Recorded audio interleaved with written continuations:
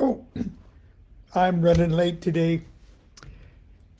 Just got back from the coffee. It's going to be really hot today in Sacramento. 6 degrees hotter than yesterday.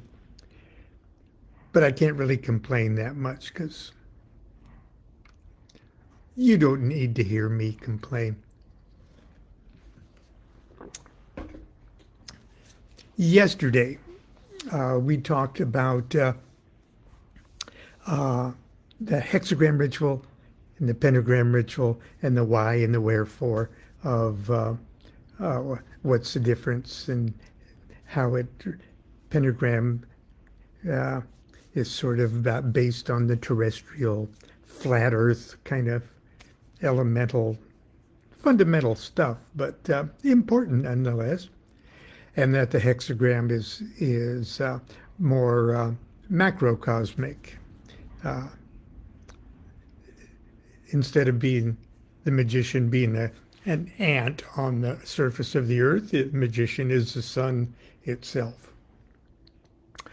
Okay, now on a tree of life, okay, a tree of life, it could easily be projected that Malkuth number 10. Now, you know how Malkuth usually has a cross in the middle of it and it's broken up into four sections. Well, it is broken up into four sections, but right in the very middle is like a central inscrutable point.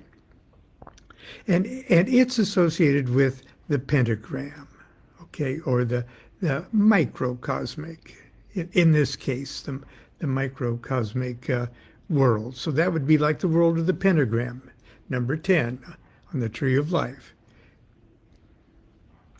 It's really important because, the Kabbalistic axiom, Malkuth, or number 10, is in Kether, or Keter, which is number 1.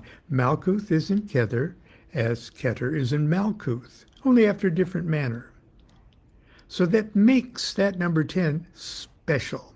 That makes the number 10 kind of a weird one clone. You can clone yourself back to number 1 with all the sediment that is settled in number 10. You got enough raw material that if you process it right, and that's what the whole alchemical bubbly, and that's what that's all about. You process the apparent shit that's that down in 10. You process. There's enough there. There's a little bit of everything that is settled all the way down there, so you can clone yourself back to number 1. So that's why the 10s are important. That's why Malkuth is important. That's why the macrocosm is important. That's why, or the microcosm is important. That's why the pentagram is important. Okay. I hope you're following this. But right above that, there are six. There are 6 sephira, or emanations. 9, 8, 7, 6, 5, 4, and then 3. Those are the 7 planetary spheres, but 6 of those, okay, are considered the macrocosm. Okay, and right in the middle of that almost 6-pointed star that represents 9, 8, 7, 6, 5, 4, and a point up there in 6 or in 3. Right in the center of it is the sun itself. Right in the center, not on the left side, not on the right side. It's right in the center. That's the sun. And that's a level of consciousness that's associated with when you wake up to that level of consciousness. That's called the knowledge and conversation of the Holy Guardian Angel important stuff. But to get that, the magic mathematical formula of waking yourself up to that number 6 part of the macrocosmic you, you have to marry your fiveness of your identity with Malkuth, if you will. You have to marry it to the 6 of the macrocosm. It's a marriage. Why is it a marriage? In corny old marriage ceremony, now you two are now one. Yeah. In Kabbalah, they take that seriously. You two are one. You don't even know what your oneness is until you've married your 5 to your 6. Why am I telling you all of this? I've told you this in a million different ways and a million different times. It's coming off of yesterday's talk about the pentagram ritual, the hexagram ritual, and the fact that I think you could just as easily invent your own hierarchy of spirits once you know what the basic formula of what you're doing is. You don't have to settle for the classic traditional angel names or any. If you know the numbers, if you know what numbers they resonate to, or that they're the vibratory representations of that level of consciousness, make your own freaking angels up.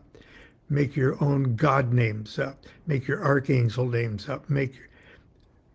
As long as you kind of know what you're doing. That's why the title of yesterday's talk was something like magic. Know what it really is, and then make it you. So, that being said, there is, if you're familiar with the Thoth Tarot or you've bought a Thoth Tarot deck, some of the latest ones, have a card, an extra card, okay, that looks sort of like that, okay. Now some of them, see that little rose there? That rose has a petal pointing down, and many of the unicursal hexagrams that are published show that pointing down. Now,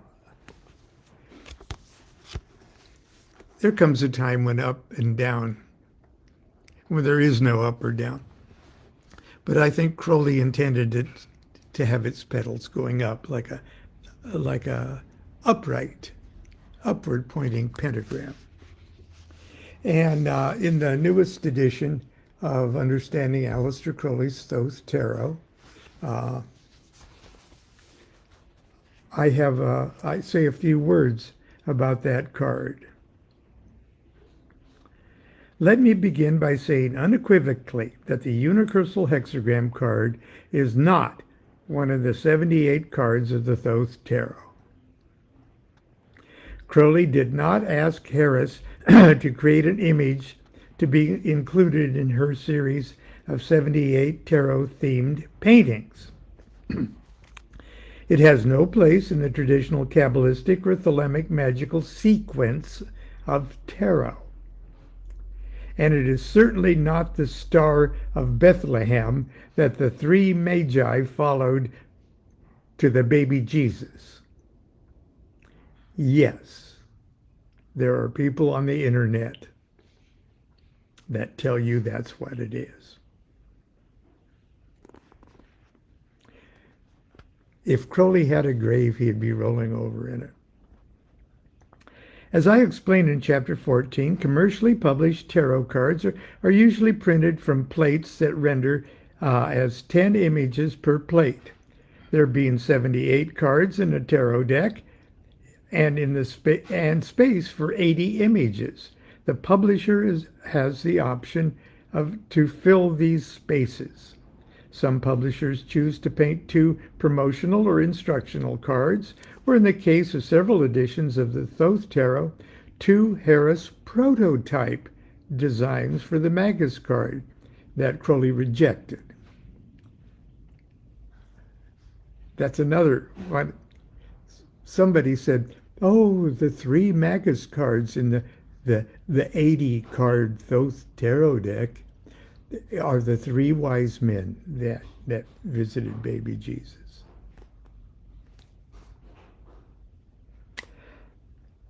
If your deck has a unicursal hexagram, it is because the publisher chose to give you a gift of a classical magical image associated with Crowley's work, rather than print up an additional promotional card.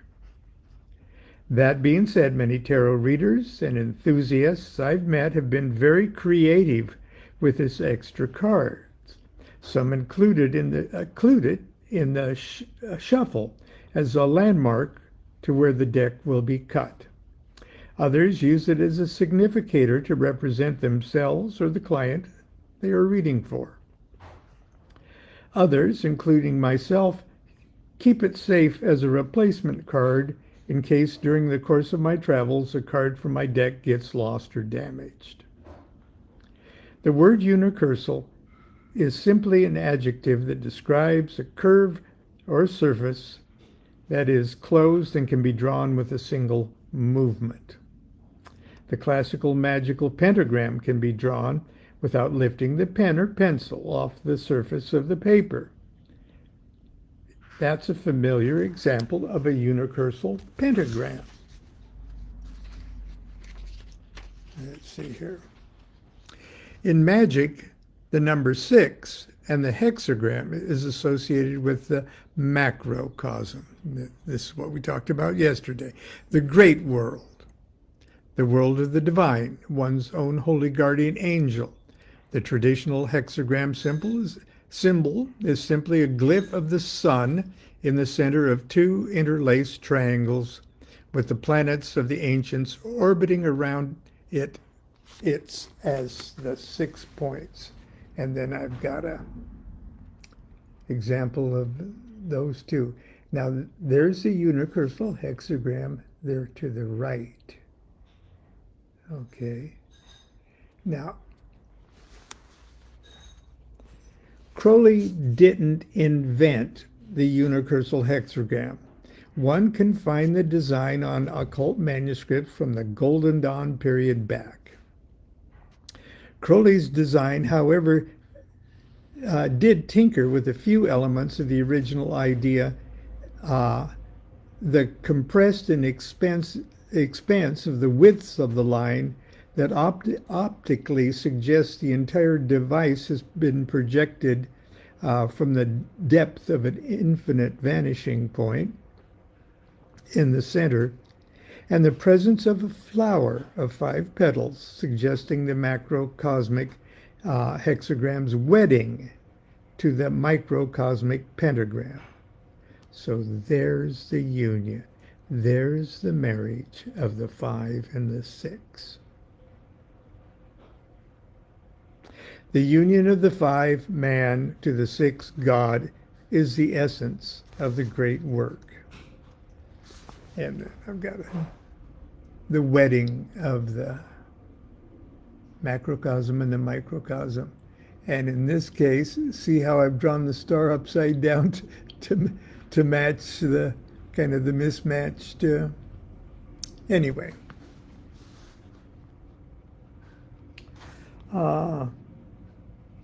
Okay, that's all I'm going to read from here. Because yesterday I told us, I mentioned once you've got an idea of what all of this is, and you've got enough basic information to understand how the ancient Kabbalists chose how to spell like Raphael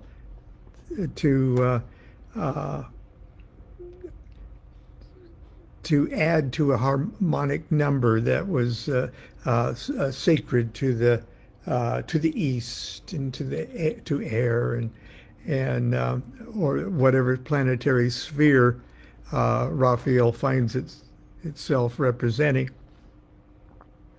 But once you have that information, you can say, "Oh, I think my appropriate God name for, let's say, Hesed, number 4 on the tree of life. The God name, it should have a four-letter name. Yes, the God name, the huge facet of the singularity that is represented by 4 should have a 4-letter name. Duke.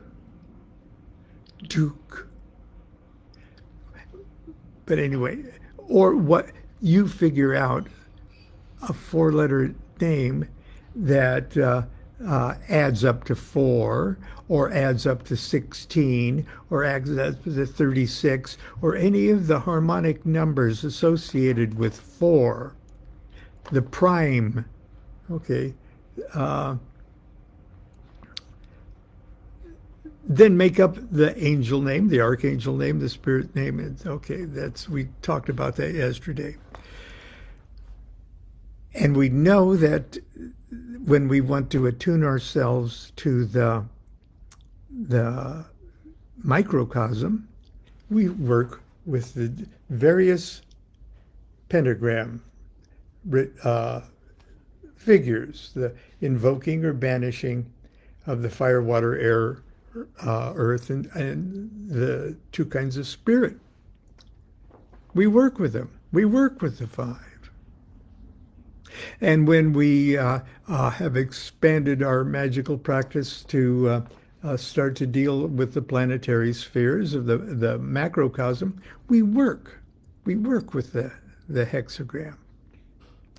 But what I said just a minute ago about the great work, or at least the first plateau of the great work, is the marriage of the 5 and 6. What do we work with? Do we work with an 11-pointed star? Yeah, you can. There's great 11-pointed stars. Frater Akkad has a beautiful a unicursal 11-sided figure. That'd be great. And do you know what it spells? Frater Akkad, it spells Abrahadabra. So every point is Abrahadabra. Okay. And that's drawn with 22 lines, and each of those 22 lines is a Hebrew letter, and each of those 22 lines is a tarot trump card. It's gorgeous. It's just look up Frater Akkad Pantacle. You'll see a beautiful example of this. But I'm lazier than that. If I was going to make a figure that joined my pentagram with my hexagram, I would start like this, and I would use the word abrahadabra, like Frater Akkad did. Abrahadabra has 5 A's in it. Those 5 A's could be arranged in such a way as to be the 5 points of a pentagram. Okay? And it's got 6 other kinds of letters. A, B, R, A, H, A, D, A, B, R, A. Both ends, same sequence of 4 coming and going. It's a beautiful word. It's the union of the 5 and 6. If there's a magic word that you could just say one word that encapsulates that whole concept of the union of the 5 and the 6 of your the marriage of you and your holy guardian angel. If there's just one word that you could say in a dream or in a vision, it is abrahadabra, and that encapsulates that magical word. What kind of figure would you draw? Now, I've been in my office. I whipped this up on my walk back from the coffee house. Start off with a unicursal hexagram. Okay, it's two-sided, so ignore the things that... There's Abraha. Okay, I would draw a unicursal hexagram. Okay, and in this case, I would start here, but you could start anywhere and do it. Okay, that depends on kind of the operation. But in this case, it's ab, ra, ha, Abraha, Abraha.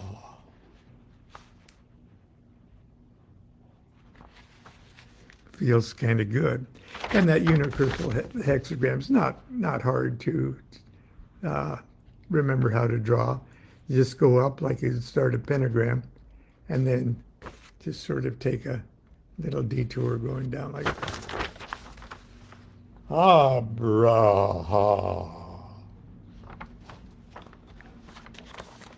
Then right in the middle of that, you draw a pentagram.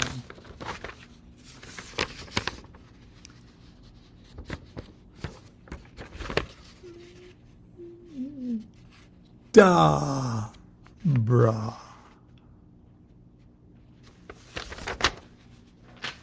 After whatever preparatory thing that you do in your homemade, your ritual, here's your star.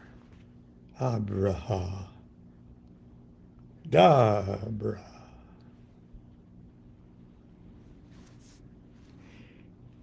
And it's all yours.